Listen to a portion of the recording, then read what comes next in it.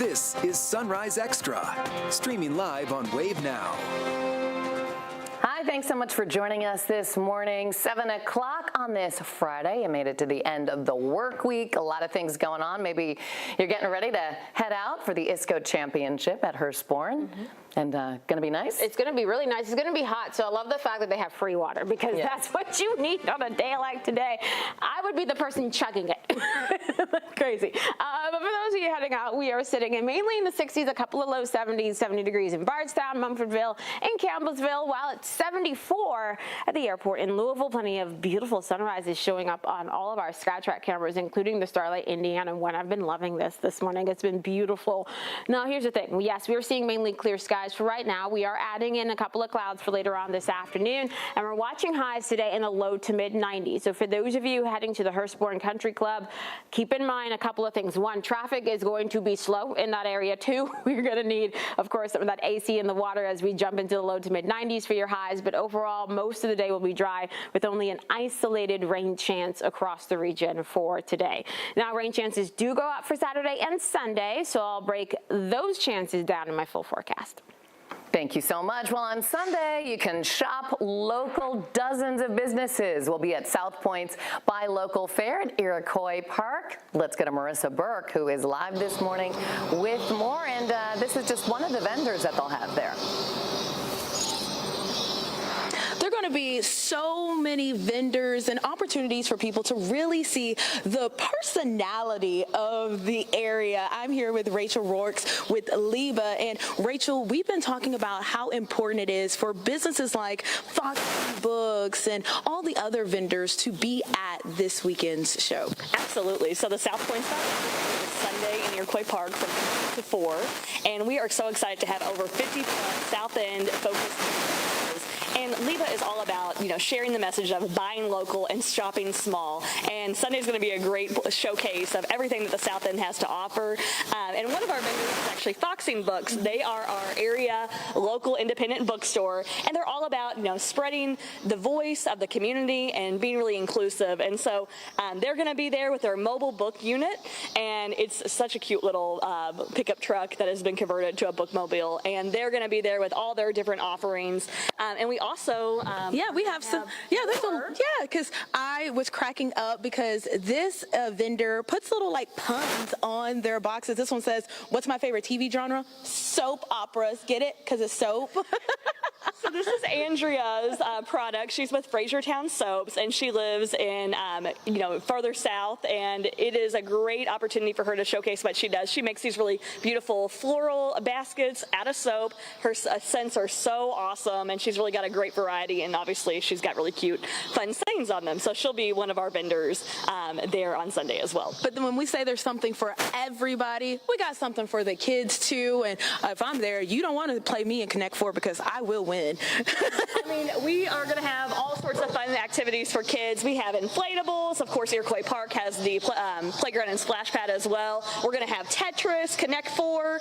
So there's really something to do for everyone. And we also have a mobile gaming trailer. So if you have some kids that love video games, teens, tweens, bring them out because there's also stuff for them to do too. So guys, there's something for everyone. Sunday, 12 to 4 at Iroquois Park. Marissa Burke, Wave News. Which color do you want to be? Thank you. Have fun. Well, new on Sunrise, just after 1 this morning, police responded to a stabbing at 26th and Madison. Police found a man there with a cut on his chest. Emergency officials say the man should survive. Then another stabbing happened at the same time on Watburn Lane. Police found 2 men who were involved in a fight. Officials say one pulled out a knife and attacked the other. Both men were taken to U of L Hospital. They're expected to survive. A person is dead after a crash on the 2nd Street Bridge. LMPD says a driver on a moped hit a curb and crashed around 6:15 last night. Police say the driver was not wearing a helmet and died. The name has not been released, but the bridge was closed for several hours after the crash. It has since reopened. This is the second deadly motorcycle crash on the bridge in the past 2 weeks. Crystal Rogers' mother is thanking FBI investigators for their work. It helped build the case for a jury to find 3 men guilty in her daughter's disappearance. Sherry Ballard wrote on Facebook and specifically thanked Special Agent Steve Carey, who wrote, quote, poured his heart and soul into this case and got me to the prosecution's office. Ballard also writes that he never forgot a birthday of my daughters or an important anniversary date, always reaching out to the family. I would personally like to thank his family too, because I know this job took a lot of that time away. Earlier this week, Roger's boyfriend at the time she disappeared in 2015 and one of his employees were found guilty on murder-related charges. A jury recommended Brooks Houck serve life in prison and that Joseph Lawson serve 25 years.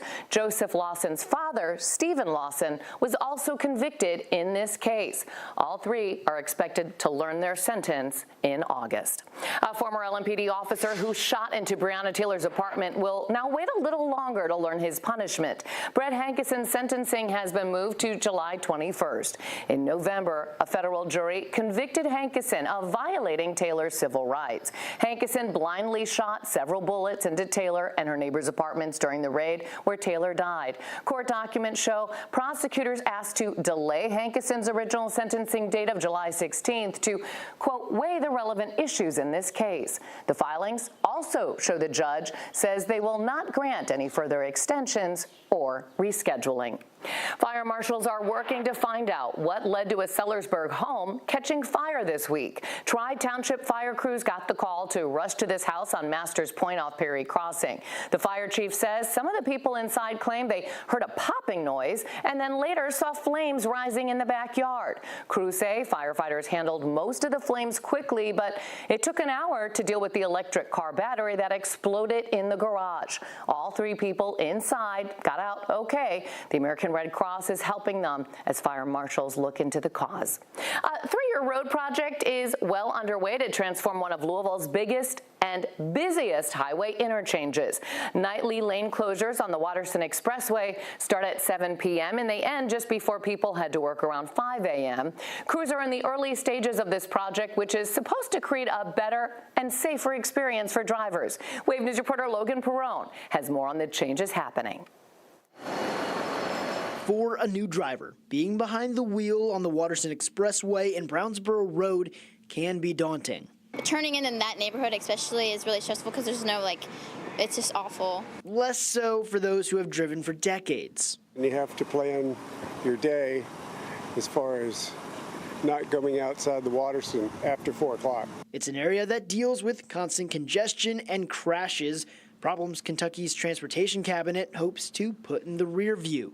Construction is in full gear on $130 million worth of improvements, including widening the Watterson and Brownsboro Road, reconstructing that interchange, and building a new bridge. Sitting in the traffic, it's impossible to miss the other massive project in the area. The road construction is just going to go hand in hand with it to help alleviate traffic. I think it's a long time coming. For people and businesses, road improvements were an inevitability when the new VA broke ground. Brownsboro hardware and paint owner Doug Carroll plans to put up signs and help drivers find alternate routes to get customers to the shopping center.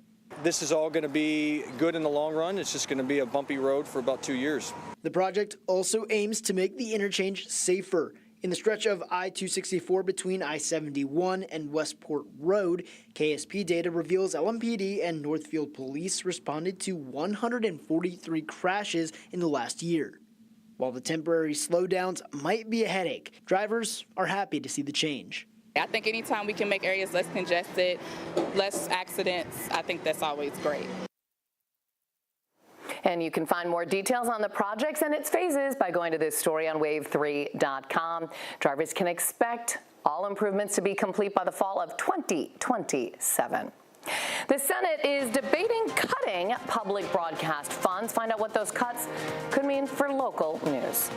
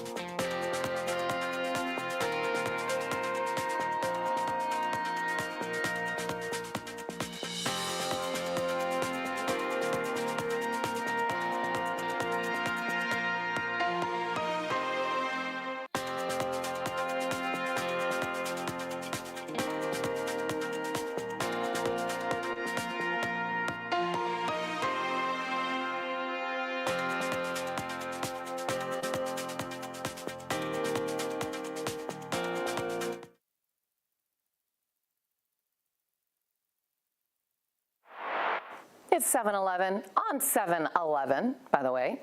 The Senate is getting ready to take up a bill that could cut more than $9 billion in funding for public broadcasting. The bill comes from the Trump administration, and it's already got approval from the House. One measure of the bill would cut more than $1 billion from the Corporation for Public Broadcasting, which is a key funder of NPR and PBS. Democrats took to the Senate floor Wednesday to highlight what the cuts would mean for local news. Some Republicans are voicing their concerns over the cuts to NPR and PBS in rural areas. This would devastate more than 1,500 public radio and TV stations across this country. Bottom line, do you think we're better off with less information as Americans or more? This is their way of getting emergency messages out to people. It's the way in which they communicate in a very rural area, and there's no advertising for the most part in that area. About 15% of PBS's funding and only 1% of NPR's funding comes from federal money. The Senate is expected to discuss this bill sometime next week. Norton West Louisville Hospital is hosting a community update and listening session. This allows people a chance to hear about the progress of the hospital's first 8 months and also to give feedback. Norton has been doing this since they broke ground at 28th and Broadway. The hospital has incorporated things like local artwork, a pharmacy, and other specialty services inside the hospital because community members said that's what they wanted. We're seeing patients utilize our facility, right? They're coming into the emergency department and we're able to connect them with a family home, a primary care doctor that they can see on a continuous basis. Even with specialty care, with imaging, we're doing preventative care like mammograms and other CT scans and things like that. So the progression has been good. We're excited to continue to grow, but we need the community's feedback to make sure that we're continuing to offer the right things. The listening sessions will take place July 15th from 5:30 to 7:30 at the Fraser History Museum. You can register on the museum's website. Neighbors in one corner of New Albany are pushing back against a plan they think threatens traffic safety and flood protections. At this rally here, the DePaw Neighborhood Alliance protested a project to build fourplex units in their area. Discovery Builders, LLC, wants to build a 20-unit subdivision around DePaw Avenue. But some neighbors say that the units will overload drainage and sewer systems and change the neighborhood's unique qualities. We've got front yards, we've got sidewalks, we've got single-family homes with individual design. Everybody has stuck to that standard for 100 years. 100 years, even the recent ones have respected that standard. The new development doesn't respect any of those. Alliance members also say they think the potential development will leave homes on small lots with no yards or sidewalks. No word yet if the project will be approved. The ISCO Championship Day 2 underway right now at Hurstbourne Country Club. The first set of golfers hit that tee at 6:45, and we're there live this morning with more. Let's check in with Olivia. Hey, good morning, Shannon. Yeah, we're here at the entrance. We've seen some fans already come in, ready to get in on the action. I want to introduce you to someone. This is Steve Stallings. Now, you're probably thinking, I've heard that name. I've heard that name. You've heard his son, Steven Stallings Jr. You're his dad. What's it like to see him compete on this stage? Oh, it's wonderful. It's great. And yes, he's the more famous Steven Stallings. But it's wonderful to watch him play and be able to actually play at home because he travels the world. And to actually get a tournament here, it's fun. And then seeing all our friends and family and everybody, he's having a great time. So are you going to follow him around today after he tees off? I will. He goes at 8:30 today, so I'll be around with him pretty much every shot. And he's also playing with Brendan Doyle, who's another St. X grad and St. Patrick graduate, which is where I also grew up with. That's right. So, I mean, this is how great Louisville is, such a small community. Stephen went to St. Patrick's grade school. Brendan, who's playing, went to St. X too. He's went to St. Patrick's with you. Yeah. So it's great to see. It's a lot of fun. They put in a lot of time. And speaking of Louisville, I mean, you were instrumental in bringing the ISCO Championship to Louisville and to Hurstbourne too. Why was that so important to bring such a major tournament to Hurstbourne? Well, it all started with Jimmy Kirchstoffer, the owner of ISCO, and he said, Steve, I've got an opportunity here. Let's bring it to the best course in Louisville, outside his course, Valhalla. And I said, I know what club that is, and I'm a member here at Hurstbourne, and I brought it to the board, and everybody embraced it. The members have embraced it, and it all came together. And I can tell you, the players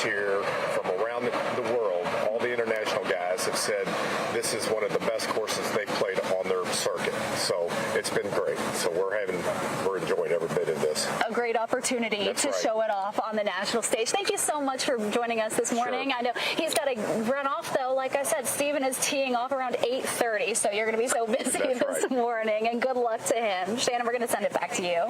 Awesome. So exciting. Yeah, 5 actually St. X grads are part of the tournament. So. Louisville just doing it up. I know. I love that. Yeah. Which means they're also used to the weather around here, so they're probably not really fazed by the forecast that we have. When I went to the Valhalla, I went on the day it had poured. It was so muddy, and I did not wear my boots, my rain boots. Oh no. Yeah, you might need the rain boots for Saturday and Sunday, by the way, especially if you're going during the afternoon hours. And you can bring an umbrella into the Hurstbourne Country Club for this, by the way, for those of you heading there for Saturday and Sunday. For today, though, it's mainly about the sunglasses and the sunscreen because we'll see plenty of sunshine, those highs in the low to mid 90s, and only a small rain chance. And the reason that we have that small rain chance is because we do have a decent amount of moisture in the region. High pressure still in control of our weather, but the reason that we are going to get rain for the weekend, those fronts off towards our north. Right now, most of us seeing some of these clear skies to start off today, so nothing too shabby there.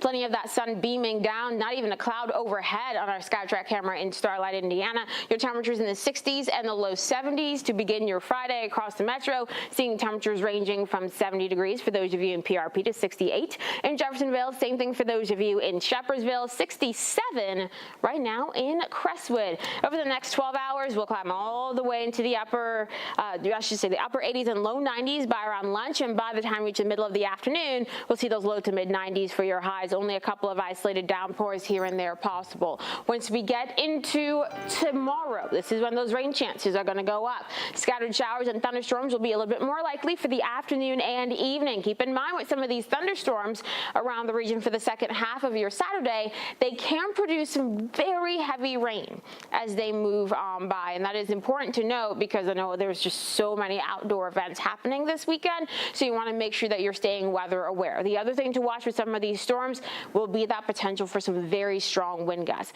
Those thunderstorms will fade to just some showers by the time we roll into early on your Sunday morning. A marginal risk of severe weather is in place for those of you along and north of the Parkway, so keep that in mind with the damaging wind threat, with the heavy rain threat, and there's even a chance for some small hail with Saturday storms. Now, once we get into your Sunday, that front a little bit closer, and that means, yes, some more of those showers and thunderstorms then. Scattered storms mainly again for the afternoon and evening. Heavy rain, gusty winds will once again be a threat, and then we'll dry out for Sunday night into Monday as that front moves further to the south. Areas west of 65, by the way, do have a better chance for some of those stronger storms with that damaging wind threat on Sunday, and that is where the marginal risk is in place as of right now. Now, with that front off towards our south, I'm going to keep that isolated rain chance for Monday and Tuesday, especially for those of you south of the Parkways, but for both of those days, we're really just talking about sunshine and highs in the low 90s. Another front arrives for the middle and end of next week, helping to increase our rain chances, and then eventually we'll dry out by the following weekend. Thank you so much. If you're looking for a job right now, there are some opportunities coming up. We'll tell you about those.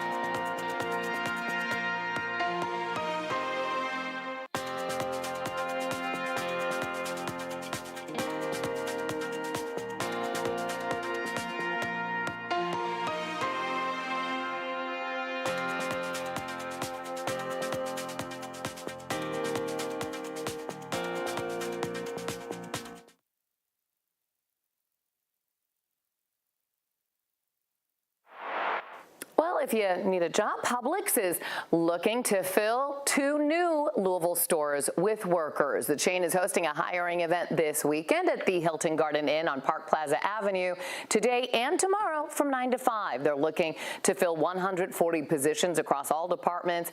If you're interested, you can apply online ahead of time. Publix has not yet announced the opening dates for the 2 new locations, which will be on Ballardsville Road and Flat Rock Road in East Louisville.